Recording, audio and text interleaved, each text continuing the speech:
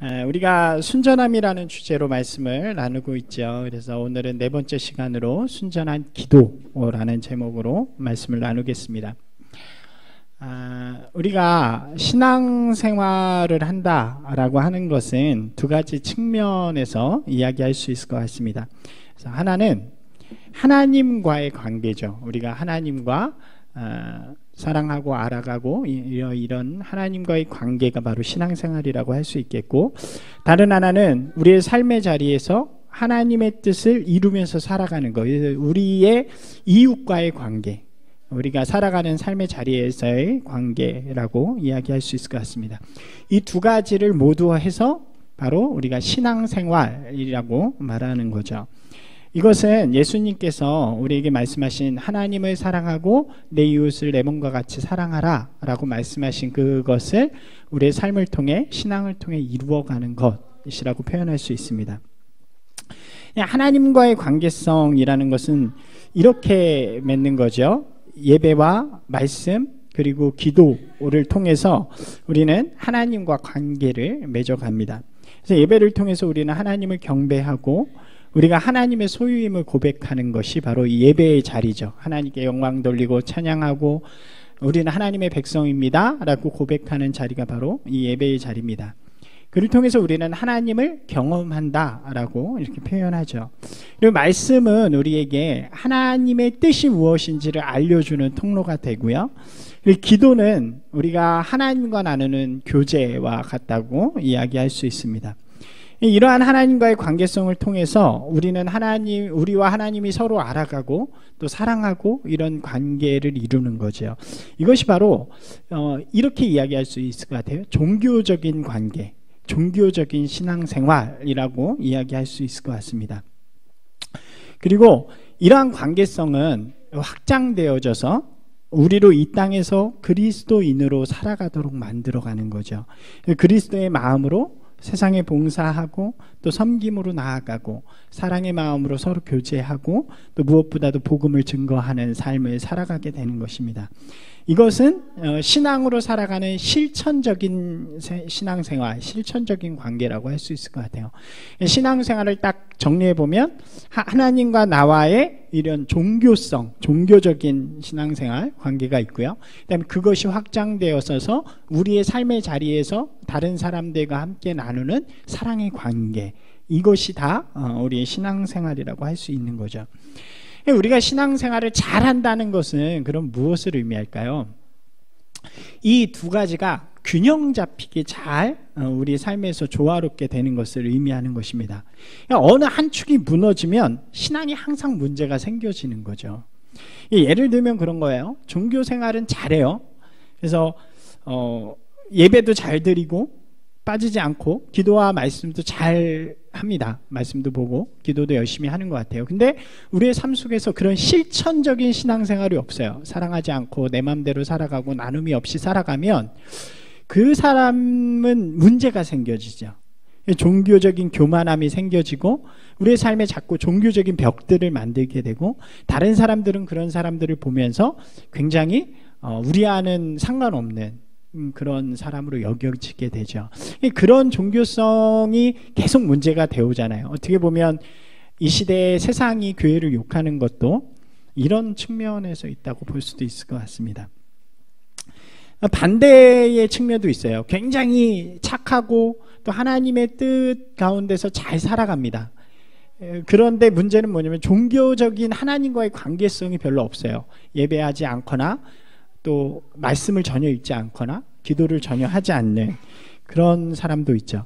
이런 사람들에게 신앙은 도덕적인 가치, 윤리 이 정도에 머물러 있는 것입니다. 그런 사람들은 주님이 함께 하시는 신비함을 깨닫기가 어렵죠. 우리 하나님이 주시는 그 은혜의 마음들, 또 이 안에서 누리는 그런 하나님과 함께하는 신앙의 신비를 깨닫는 것이 어려운 것이죠. 신앙이라는 것은 이 두 가지를 균형 있게 맞춰가는 것, 하나님과의 관계 그리고 그 관계를 통해서 내가 세상에서 살아가는 관계를 잘 조화롭게 만드는 것, 것이라고 할 수 있습니다. 우리가 요즘에 매일 묵상에서 이 바울서신을 계속 보잖아요. 바울서신을 보면 이것이 잘 드러나 있어요. 어떻게 되어 있냐면 바울서신을 보면 앞에는 그리스도를 통해 이루어진 하나님과의 관계에 대해서 굉장히 설명을 많이 합니다. 그리고 뒤에는 항상 무엇을 얘기해요? 그 관계성 속에서 그에 합당한 삶의 모습을 이야기하죠. 이게 바울서신에 굉장히 균형이 잘 맞춰져 있는 거죠. 우리가 그 균형 잡힌 삶을 잘 살아간다는 것이 바로 신앙생활을 잘하는 것이고, 그것이 진짜 믿음이 좋은 사람이라고 표현하면 좋을 것 같아요. 한번 서로 보시겠어요? 믿음이 좋으신 분이십니다. 믿음이 좋아지시길 바랍니다. 할까요? 이 둘 다 정말로 중요한 거예요. 이 둘 다 중요하죠. 하나님을 사랑하는 것과 이웃을 사랑하는 것. 성경은 이렇게 표현하잖아요. 둘째도 이와 같으니라고 표현하죠. 그러니까 하나님을 사랑하는 것과 이웃을 사랑하는 것은 똑같은 것이라고 표현을 해요. 둘 다 중요한데 순서가 있다는 거죠. 출발은 항상 신앙은 하나님을 사랑하는 것으로부터 시작이 되어지는 것입니다. 이것이 신앙이 세상의 철학이나 윤리하고 다른 것이에요. 그러니까 우리는 그냥 착하게 사는 사람들이 아니라, 좀 가치 있게 사는 사람들이 아니라 하나님과의 관계성 속에서 그의 뜻대로 살아가는 사람들인 거죠. 그러기 위해서는 먼저가 뭐가 돼야 되냐면 우리와 하나님과의 관계, 이것을 잘 이루는 사람들이 되어야 되고, 그것을 바탕으로 우리의 삶 속에서 그 뜻을 이어가는 그런 사람들이 되어야 하는 거죠. 우리가 하나님과의 관계를 생각해 볼 때 우리가 가지는 몇 가지의 모습들이 있어요. 한번 생각해 보시면 좋을 것 같아요. 우리가 하나님을 어떻게 생각하고 있는가. 첫 번째로 하나님을 도깨비 방망이처럼 생각하는 분들이 있어요. 도깨비 방망이 우리 다 아시죠? 금 나와라 뚝딱, 금 나와라 뚝딱 하는 거죠. 우리의 필요를 채워주시는 분, 우리가 원할 때 구하면 들어주시는 분. 그런데 우리를 위해서만, 나의 필요를 위해서만 이용되어지는 그런 하나님처럼 여기는 사람들이 있는 거죠. 언제만 찾아요? 내가 필요로 할 때만, 나의 요구가 있을 때만 찾는 요죠. 이 교회에 1년 동안 교회가 가장 많이 뜨겁게 기도하는 때가 언제인지 아세요? 시험 때라 그래요. 이때 네, 많이 그렇죠. 또 두 번째는 이런 거예요. 거래처 직원 같은 거죠. 거래처 직원이라 그러면 어떤 느낌이 드시나요? 이 기브 앤 테이크죠. 주는 만큼 받는 것. 그러니까 우리가 하나님을 생각할 때 내가 하나님께 이만큼 노력을 하고 이만큼 잘하니까 하나님께서도 나한테 이만큼 주셔야 된다라고 여기는, 내가 드린 만큼 받아야 된다라고 생각하는 그런 모습들이 있다는 거고요. 마지막으로는 노부모님 같이 우리가 하나님을 생각할 때가 있다는 거죠. 노부모님은 뭐냐면 정말로 사랑합니다. 정말로 잘 섬기고 우리가 정말로 잘해드려요. 그런데 정작 내 삶의 순간순간하고는 그렇게 상관이 없죠. 어떤 것을 선택할 때 내 뜻, 내가 결정하게 되는, 그래서 정말로 사랑하지만 내 삶의 모습과는 별로 동떨어져 있는 그런 모습이라고 할 수 있습니다. 이와 같은 관계성을 가지면 문제들은 위기가 찾아올 때 그 위기에 흔들릴 수 있는 신앙이라는 거죠. 예를 들면 내 삶이 내가 원하는 방향하고 전혀 다른 모습으로 갈 때, 내가 계속 이것을 구하는데 그것이 안 이루어져요. 내가 이것을 계속 구하는데 그것이 딴 방향으로 갈 때 위기가 찾아오게 되죠. 내가 노력하고 헌신했어요. 최선을 다해서 하나님을 섬겼는데 그 보답이 안 와요. 이상해요. 또 내 삶에 신앙이라는 것보다 더 중요한 것들이 찾아올 때가 있어요. 이런 위기가 나에게 올 때 이런 관계를 가진 사람들은 흔들릴 수 있고 어려움 속에 갈 수 있다는 거죠. 그렇게 될 수밖에 없는 이유가 무엇이냐면 이 관계는 나 중심적인 관계이기 때문입니다. 이런 거죠. 하나님은 나의 무엇이 되는 거예요. 그 하나님은 나를 위한 도깨비 방망이고, 그 하나님은 나의 거래처 직원이고, 이렇게 나 중심적인 상태에서 하나님께서 내 일부분으로 들어오시는 게 이런 관계입니다. 신앙이 그렇게 성립이 되는 거죠. 나의 세상 속에 하나님이란 존재가 들어왔어요. 근데 나는 변하지 않아요. 나는 그대로인데 하나님이 한 분 더 계신 거예요. 나 위에 날 도와주시고 나와 함께 해주시는 그 하나님이. 그렇기 때문에 그 하나님이 내 삶의 것들을 흔들거나 내 삶의 문제들이 되면 그 하나님을 언제든지 버릴 수 있는 신앙이 되어지는 거죠. 근데 진짜 신앙은 성경은 그렇게 이야기하지 않습니다. 진짜 신앙은 이렇게 이야기해요. 하나님의 나라에 내가 들어가는 것이라고 이야기를 해요. 하나님께서 하나님의 나라에 나를 불러주셨대요. 그래서 이전에 내가 그대로 있는 것이 아니라 하나님 나라에 합당한 모습으로 내가 변해서 들어가는 거죠. 이것을 성경은 뭐라고 이야기하냐면 거듭남이라고 표현합니다. 죽고 다시 태어나는 것, 이전의 모습이 사라지고 새로운 모습으로 나아가는 것. 그러므로 우리가 갖는 신앙의 올바른 관계성은 이렇게 설명할 수 있을 것 같아요. 나 중심의 신앙에서 하나님이 중심된 신앙으로, 나 중심의 관계에서 하나님이 중심된 관계로 나아가는 것이 바로 올바른 관계성이요, 올바른 신앙이라고 이야기할 수 있는 거죠. 하나님이 나를 무엇으로 불러주셨는지를 알고 믿음으로 고백해야 하는 거죠. 그래서 우리는 무슨 말을 많이 쓰냐면 소명, 사명, 부르심 이런 말을 많이 쓰는 거예요. 왜냐하면 하나님이 주체가 되는 거니까. 그 하나님께서 나를 불러주셨다는 거죠. 하나님이 여러분들을 어떻게 불러주셨나요? 이것을 깨닫고 고백하는 것이 소명이에요. 우리를 어떤 존재로 어떤 자리로 불러주셨는가, 이것이 신앙의 정체성이고 하나님과의 관계의 시작이라는 거죠. 예를 들면 이런 거죠. 하나님께서 나를 하나님의 백성으로 불러주셨어요. 내가 하나님의 백성으로 부름받았다면 하나님은 나의 왕이 되시는 것이고, 그렇기 때문에 우리는 왕이신 하나님을 찬양하며 나아가는 것입니다. 하나님께서 나를 하나님의 자녀로 불러주셨어요. 그러면 하나님은 나의 아버지가 되시는 거죠. 그래서 우리는 하나님을 아바 아버지라고 자신 있게 부를 수 있게 되는 거죠. 내가 하나님의 사명을 받은 종으로 부름을 받았어요. 나는 하나님의 종이에요. 그럼 하나님은 나의 주인이 되시는 거죠. 그리고 그렇기 때문에 나는 하나님의 부르심에 의지하여 사명을 이루면서 살아가는 사람이 되어지는 거죠. 이것이 바로 하나님 중심의 관계성이라고 이야기할 수 있는 것입니다. 그리고 이것이 순전한 신앙 안에서의 관계성, 순전함을 이루어가는 첫 번째가 되어지는 것이죠. 주님의 부르심 속에 올바른 관계성을 세워가는 저와 여러분이 되길 소망합니다. 여러분들이 분명히 그렇게 고백하셨으면 좋겠어요. 나는 하나님께서 나를 무엇으로 불러주셨는가, 그것을 좀 생각하고 고백하는 오늘이 되었으면 좋겠습니다.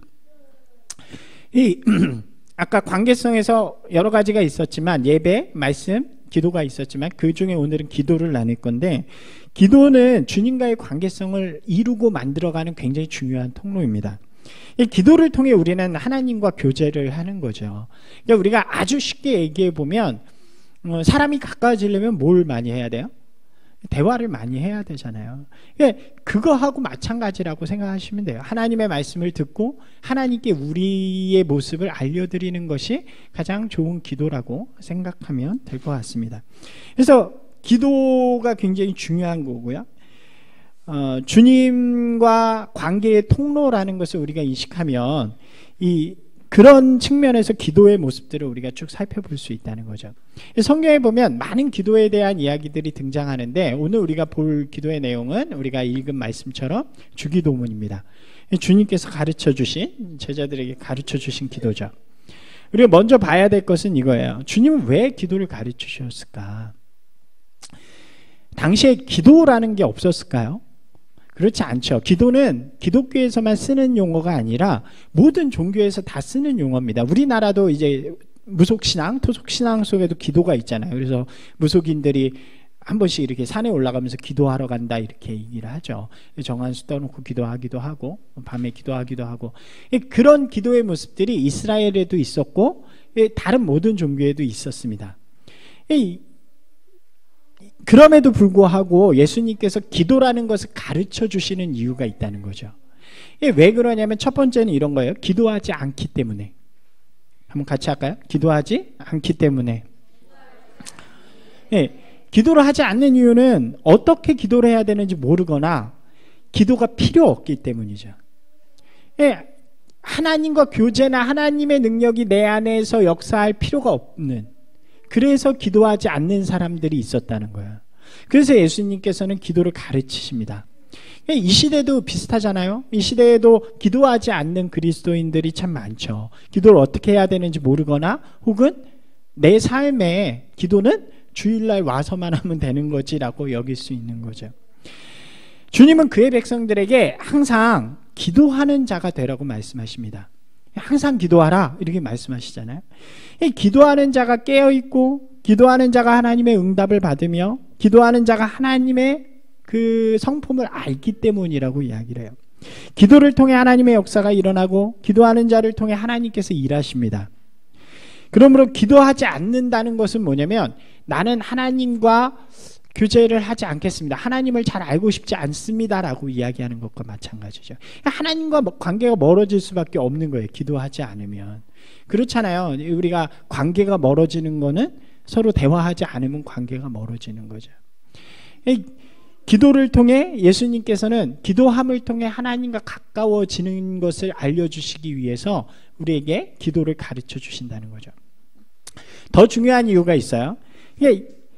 예수님께서 제자들에게 기도를 가르쳐 주신 이유는 이들이 기도하는 방법이 잘못됐기 때문이었어요.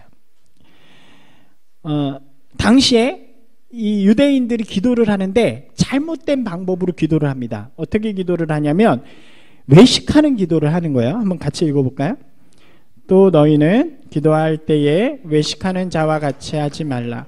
그들은 사람에게 보이려고 회당과 큰 거리 어귀에서 서서 기도하기를 좋아하느니라.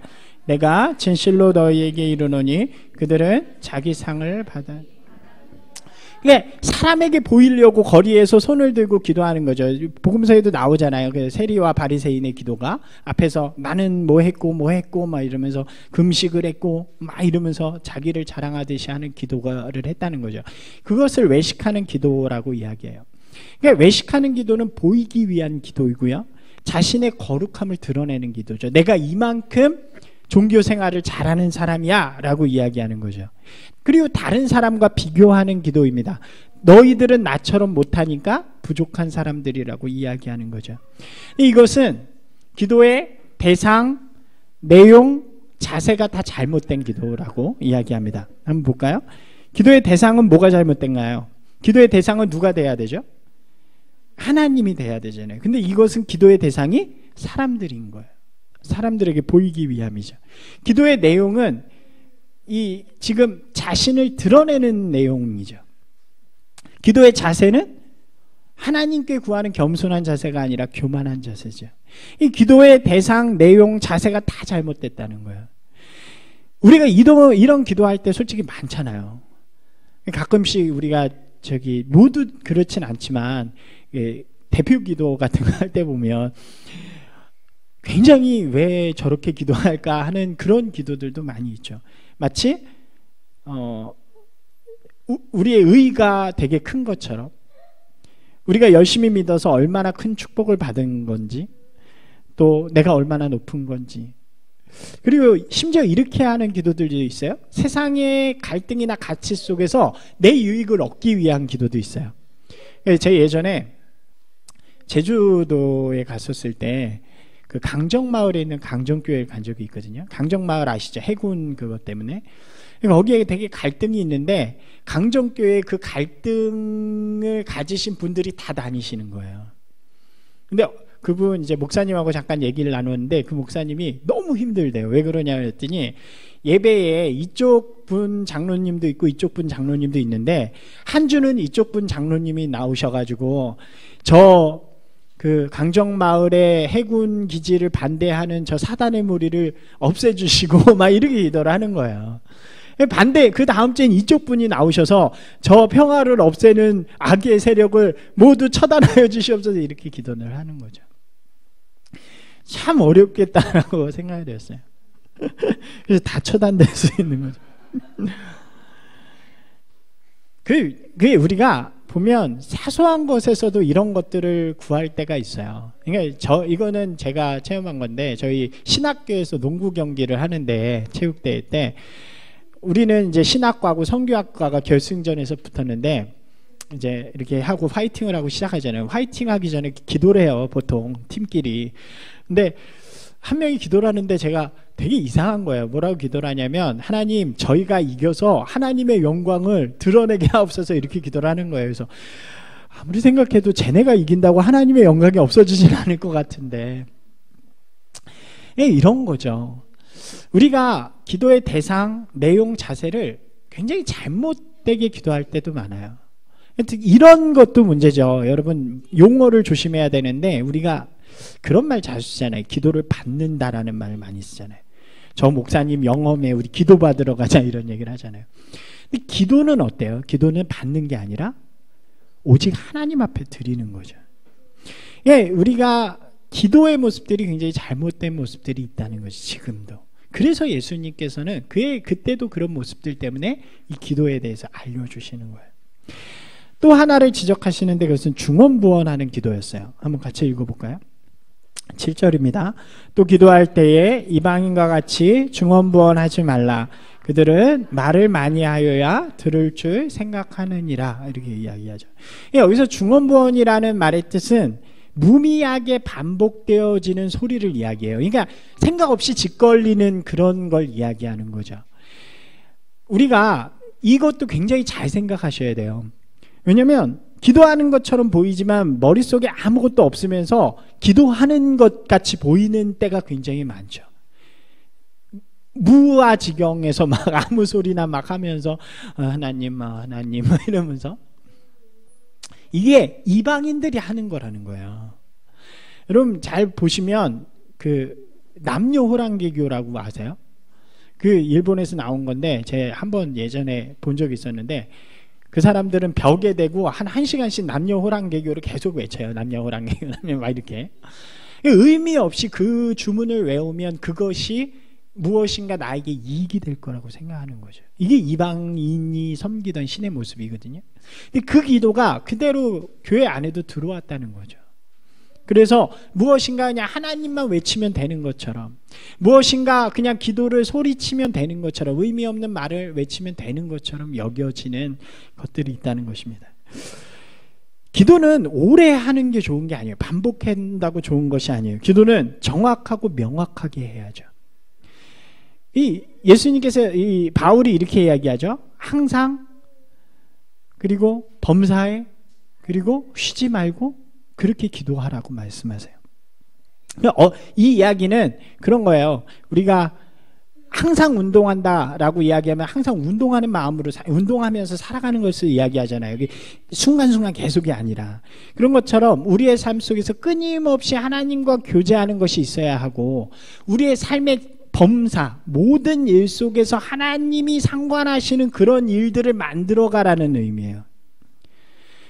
우리의 삶 속에서 어떤 결정의 순간들, 문제의 순간들 속에서 그것을 가지고 하나님의 뜻을 구하는 삶이 되어져야 되는 거지, 마치 우리가 막 아무 얘기나 막 하는 그런 기도가 아니라는 거죠. 이 지속적인 기도를 이야기하는 거죠.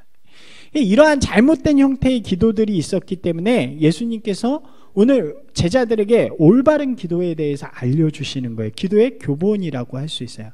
이것이 우리가 주기도문이라고 하는데, 이런 의미로 가르쳐 주신 주기도문을 우리는 주문처럼 외울 때가 있어요. 무슨 뜻인지도 생각도 안 하고 막 외웁니다. 하늘에 계신 우리 아버지여, 이름이 거룩히 여김을 받으시오, 막 이렇게 하잖아요. 이것 자체가 잘못된 거예요. 이게 중언부언하는 기도라는 거예요. 주기도문은 주님이 왜 이 기도를 제자들에게 알려주셨나, 그 형태를 잘 보고 그렇게 기도하라고 알려주셨다는 거죠. 그것을 잘 보는 것이 중요하고, 이 폼을 우리의 삶으로 가져와서 그대로 우리의 삶 속에서 기도하는 모습들이 굉장히 중요하다고 할 수 있습니다. 이제 주님이 가르쳐 주신 기도인데요, 이 기도는 크게 세 가지로 나눕니다. 첫째는 대상이에요. 둘째는 하나님의 나라를 위한 기도이고, 세 번째는 우리의 삶을 위한 기도, 이렇게 세 파트로 나누어집니다. 먼저는 이거예요. 기도의 대상이에요. 한번 같이 읽을까요? 하늘에 계신 우리 아버지. 이것은 기도의 대상에 대한 우리의 믿음의 고백을 이야기합니다. 즉 관계성에 대한 믿음의 고백 위에 기도가 시작이 되어져야 된다는 거예요.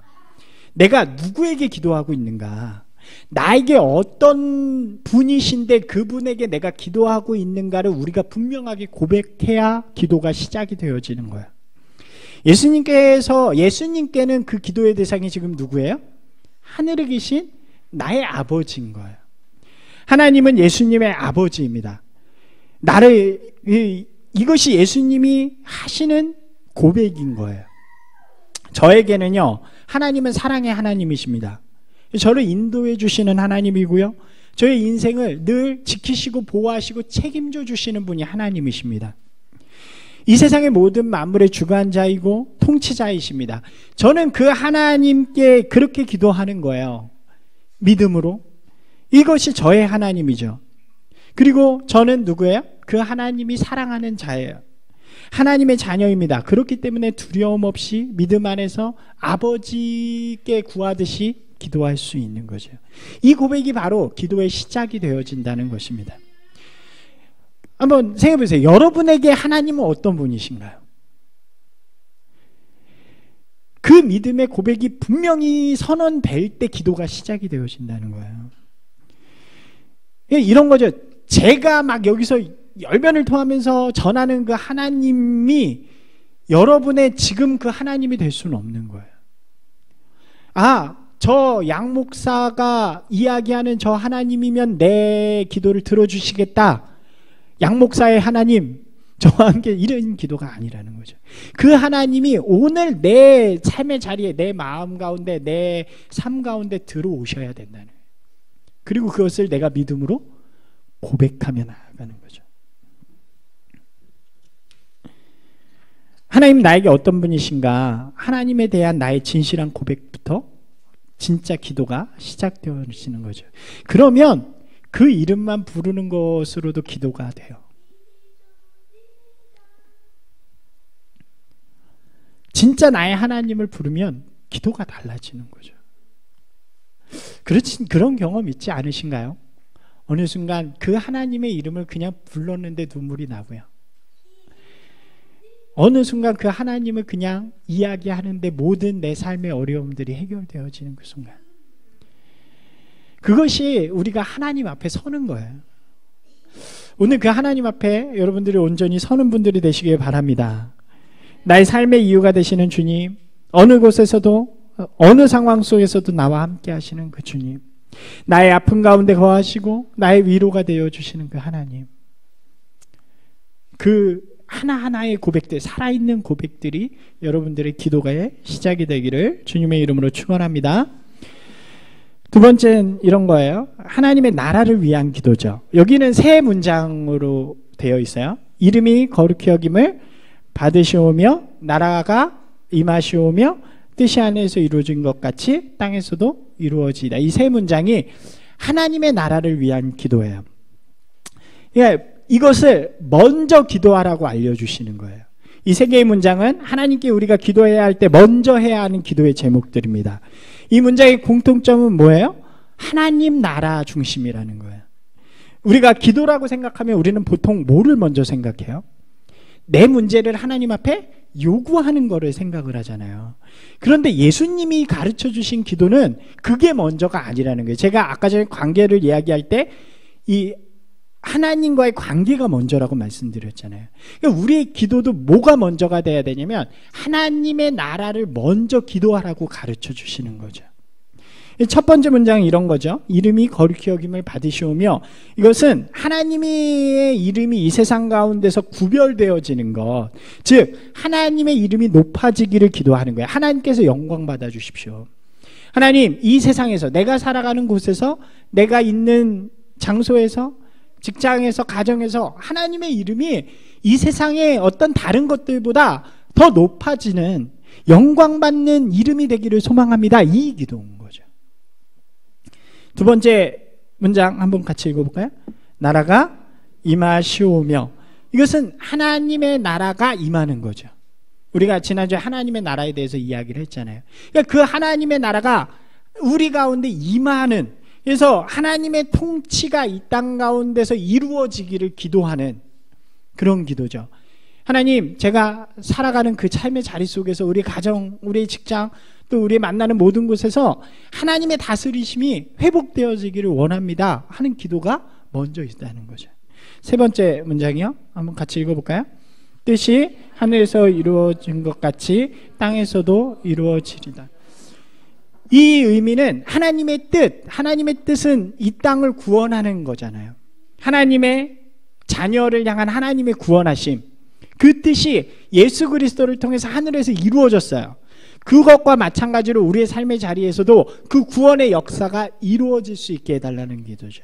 나를 통해서 믿지 않는 사람들이, 믿지 않는 가족들이, 믿지 않는 자녀들이 하나님의 그 구원의 역사 가운데 이루어질 수 있도록, 들어올 수 있도록 기도하자는 거죠. 이것이 바로 하나님 중심의 기도라는 거예요. 하나님의 이름이 높아지고 하나님의 통치가 임하며 하나님의 구원의 역사가 이루어지도록 기도하는 것. 내 것을 먼저 챙기는 것이 아니라 하나님의 것을 먼저 구하는 기도가 진짜 기도라는 거죠. 그래서 그 뒤에 이렇게 6장의 33절에 보면 이렇게 말씀하세요. 같이 읽어볼까요? 그런즉 너희는 먼저 그의 나라와 그의 의를 구하라. 그리하면 이 모든 것을 너희에게 더하시리라. 먼저 구하는 것이 하나님의 나라와 하나님의 뜻이 되어지라는 가르침인 거죠.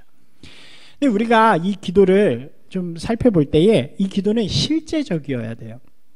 생각 없이 주문을 외우듯이 그냥 하라 그러니까 뜻이 이루어지고 막 이렇게 하는 것이 아니라, 막연히 그렇게 되는 것이 아니라 그것을 꿈꾸고 그 꿈을 그려보고 그것이 일어나도록 우리의 삶의 방향을 조정하면서 기도하는 기도가 되어야 된다는 거죠. 실제로 이 땅 가운데 나의 삶을 통해 하나님의 영광이 드러나려면 어떻게 해야 되는가? 우리 삶에 하나님의 나라가 임하기 위해서는 우리가 어떤 삶을 살아가야 되는가? 또 나를 통해 복음이 이 땅 가운데 전해지는 그 아름다운 꿈들을 우리가 생각하고 꿈꾸면서 가는 거죠. 그리고 그 기도가 우리 가운데 이루어졌을 때 얼마나 기쁘겠어요. 여러분, 진짜로 우리의 삶 가운데 꿈꾸는 분들이 되시기 바랍니다. 예를 들면 우리가 교회를 위해서 기도하자고 하잖아요. 그러면 이런 기도가 아니에요. 우리 기도는 사람이 몇 명 많아져서 건물도 세우고 막 이렇게 커지고 이런 기도가 아니에요. 어떤 기도입니까? 우리의 기도가 진짜가 되기 위해서는 우리가 꿈꾸는 하나님의 교회를 함께 마음에 품고, 무엇이 하나님의 영광을 교회를 통해 드러내는 일인지, 우리 교회를 통해 이 땅에 이루어질 하나님의 나라가 어떤 곳인지를 함께 꿈꾸면서 그것을 위해 기도하는 거죠.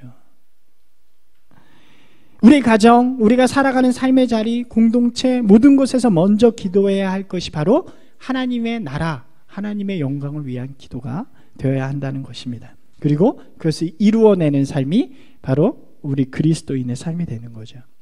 반대로 생각해보면 왜 우리가 이런 기도를 못할까요? 그것은 하나님의 나라를 우리가 꿈꿔보지 않았기 때문인 거죠. 우리가 가정을 위해서 기도하지 못하는 이유, 우리의 삶의 자리를 위해 기도하지 못하는 이유가 바로 우리의 삶에 하나님의 뜻이 이루어지는 그런 꿈을 우리가 실제로 갖지 않았기 때문이에요. 그러니까 우리가 이런 기도를 하기 위해서는 그 꿈이 우리 안에서, 하나님의 비전이, 하나님의 그 꿈이 우리 안에서 시작되어져야 하는 거죠. 그때 우리가 이렇게 기도할 수 있는 거죠. 한번 같이 읽어볼까요? 내 삶을 통해 하나님의 이름이 높아지기를 원합니다. 내가 살아가는 삶의 자리에 하나님의 통치가 임하기를, 내가 만나는 모든 이들에게 하나님의 복음이 전하지.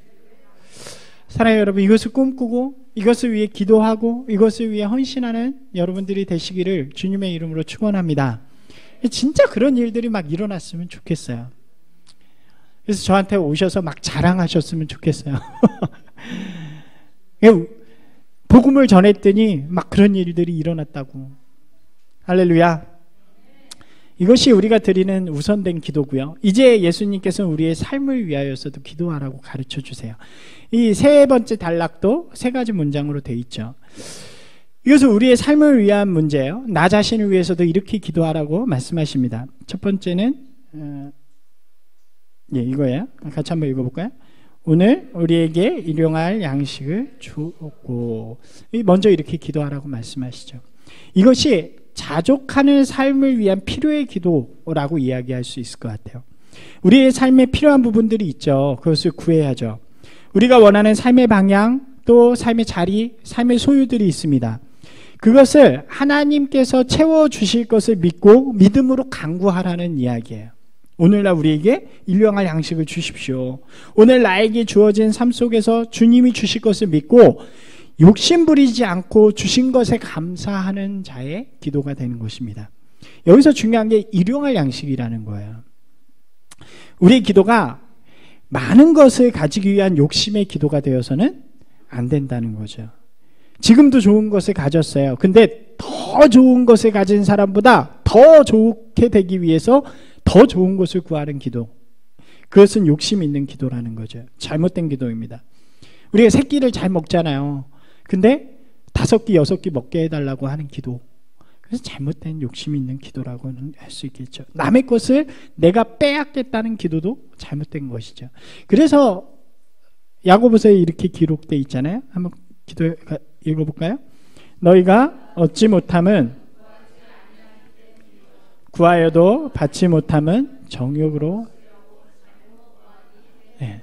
욕심이시 구하는 기도에 대해서는 하나님께서 응답하지 않으십니다. 하지만 우리의 삶의 모습들 속에서 필요를 구하는 기도는 반드시 있어야 되고 그때 하나님께서는 응답해 주시는 것이죠. 사랑하는 여러분, 필요를 구하는 인생이 되시기 바랍니다. 정욕을 위해서 구하지 않는 분들이 되시기 바랍니다.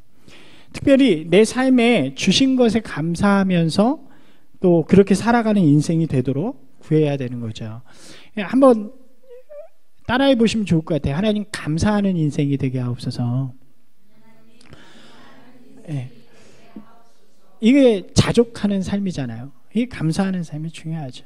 이 주신 것을 또 주실 것을 믿고 기쁨으로 걸어가는 인생이 될 때 하나님께서는 그 삶을 더욱더 아름답고 기쁨이 넘치는 삶으로 만들어 주시는 것이죠. 두 번째는 이렇죠. 한번 같이 읽어볼까요? 우리가 우리에게 죄 지은 자를 사하여 준 것 같이 우리 죄를 사하여 주시옵고. 이 구절이 좀 어렵죠. 그러니까 이 다음에 나오는 내용도 너희가 이 땅에서 용서하지 않으면 하나님께서도 용서하지 않으실 것이다. 이러기 때문에 마치 우리의 용서가 먼저인 것처럼 들릴 수 있잖아요. 근데 실제로 그런 뜻이 아니라 이것은 우리의 순종과 헌신에 대한 다짐을 이야기하는 것입니다. 이게 여기 쓰인 시제가 미완료라는 시제인데 이거는 좀 쉽게 얘기하면 이런 의미예요. 하나님이 우리를 용서하신 것처럼 저희도 다른 이들을 용서하는 자들이 되게 하옵소서. 우리가 다른 이들을 용서하겠습니다라고 하는 굉장히 결단의 기도라는 거죠. 그리고 그 하나님 다른 사람을 용서하는 그 순간에 바로 하나님께서 우리를 용서하셨다는 것을 확신하는 순간이 되어지는 것입니다. 이 기도는 우리의 말씀 가운데 순종하고 결단하는 기도라고 보시면 돼요. 진짜 기도는 뭐가 돼야 되냐면 하나님의 말씀에 내 삶을 맞춰가는 기도가 돼야 되는 거죠. 하나님께서 우리를 그의 사랑 안에서 용서하시고 우리를 향해서 뭐라고 말씀하세요? 서로 사랑하고 너희도 용서하라 라고 말씀하시죠. 그래서 우리가 그 용서에 감사하면서 우리도 하나님 앞에 저희도 용서하겠습니다 라고 이야기하는 것입니다. 그래서 우리도 그렇게 고백했기 때문에 용서해보는 거죠. 용서했더니 어떤 일이 일어나요? 나를 용서하신 하나님의 마음을 내가 아는 거예요. 여러분, 이게 저는 굉장히 신앙의 신비라고 생각을 해요. 이 자녀를 낳아야 뭐를 알 수 있다 그래요? 부모 마음 알 수 있다 그러잖아요. 제가 은율이 태어났을 때 제 블로그 같은 거에다 그런 글을 쓴 적이 있었는데 은율이 얼굴을 보면서 제 사랑하는 사람과 제 모습이 그대로 있는 거예요. 그러니까 그 아이를 사랑하지 않을 수 없는 거잖아요. 그때 하나님의 말씀이 생각난 말씀이 있었어요. 뭐였냐면 인간을 우리의 형상대로 창조하셨단 말이었어요. 우리의 형상대로 창조하신 인간을 안 사랑하실 수가 없는 거예요. 하나님은. 우리가 그 상황이 돼봐야 그 마음을 아는 거죠. 우리가 아무리 사랑을 외치고 용서를 외쳐도요, 하나님의 마음을 잘 몰라요. 어떻게 예수님이 죽은 죄인을 위해 십자가에 돌아가셨다는 걸 이해할 수 있겠어요? 언제 이해할 수 있냐면 우리가 기도하는 이 말씀처럼 하나님 저도 용서하는 삶을 살아보겠습니다 라고 말하고 순종할 때 그것을 조금씩 경험하게 되어지는 거죠. 여러분의 기도가 하나님의 말씀 가운데 순종을 결단하는 그런 기도가 될 수 있기를 주님의 이름으로 축원합니다. 그렇게 기도하라고 말씀하시는 거죠. 마지막 기도는 이런 기도예요. 같이 읽어볼까요?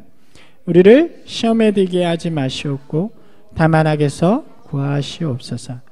이 세상에 우리를 유혹하는 많은 세력들이 있죠. 실제적으로는 이단의 무리들이나 혹은 우리를 죄짓도록 만드는 많은 유혹들이 있고요. 우리가 보이지 않는 영적 세계로 본다 해도 우리를 넘어뜨리기 위해 우는 사자와 같은 우리를 유혹하는 사단의 세력들이 있는 거죠. 그것들로부터 우리를 지켜달라고 하는 기도입니다.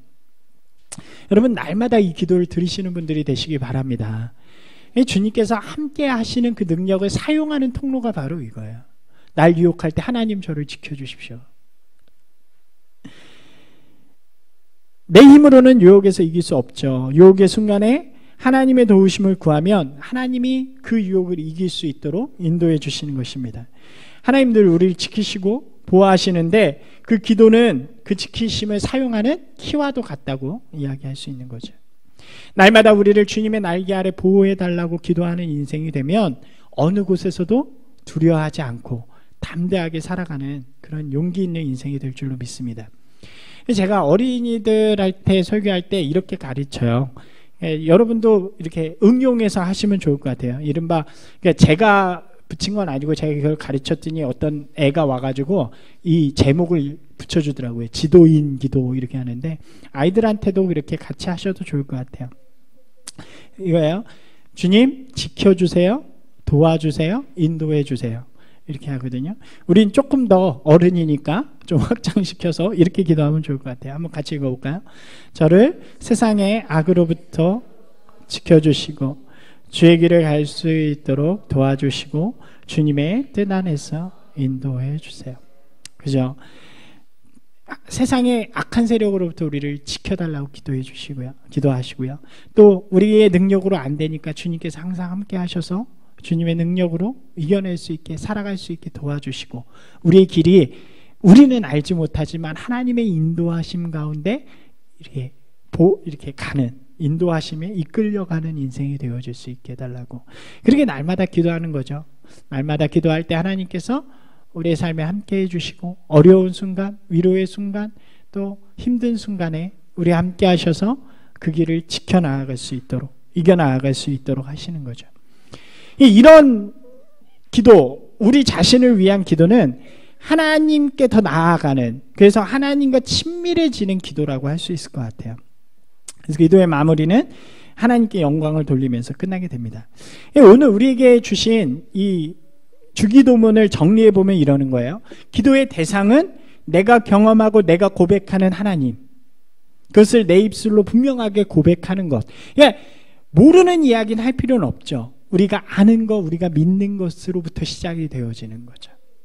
그리고 하나님의 나라와 뜻이 이 땅에서 이루어지도록 먼저 기도하는 것. 그리고 그 후에 나의 삶이 하나님과 더욱더 가까워질 수 있도록 항상 기도하는 것이 바로 주님이 가르쳐 주신 기도의 원리라고 할 수 있습니다. 이렇게 생각해 보면 좋을 것 같아요. 내 기도가 능력이 없다면 왜 그럴까요? 그것은 먼저는 기도의 대상이 분명하지 않거나 나의 영광만을 위해 기도하거나 세상의 욕심만을 위해 기도하고 있다면 그 기도가 능력 없다고 느껴질 수 있는 거죠. 사랑하는 여러분, 항상 기도하는 분들이 되시기 바랍니다. 세 가지 썼는데 항상 쉬지 말고 범사에. 이거를 나중에 설명할 기회가 있으면 한 번 더 설명할게요. 근데 기억하시면서 항상 쉬지 말고 범사에 기도하는 분들이 되시기 바랍니다. 기도의 형태는 없어요. 막 두 손 들고 교회 와서 그것만이 기도가 아니라 우리 삶의 자리에서 그냥 걸어가다가 혹은 속으로 주님과 교제하는 모든 것이 기도니까 그 모든 자리에서 하나님과 기도하는 분들이 되시기 바랍니다. 하나님과의 관계성을 먼저 분명히 고백하시고요. 하나님의 영광과 하나님의 나라를 위해 기도하고, 마지막으로 나를 위해서 주님의 은혜를 체험하며 감사하고 순종하며 하나님이 지키시는 삶이 되어줄 수 있게 해달라고, 그렇게 기도할 때 우리의 삶이 주님과 함께하는, 또 주님을 기쁘시게 하고 주님이 우리 안에 풍성함으로 채워주시는 놀라운 그리스도인의 삶을 살아갈 줄로 믿습니다. 그런 분들이 되시기를 주님의 이름으로 축원합니다.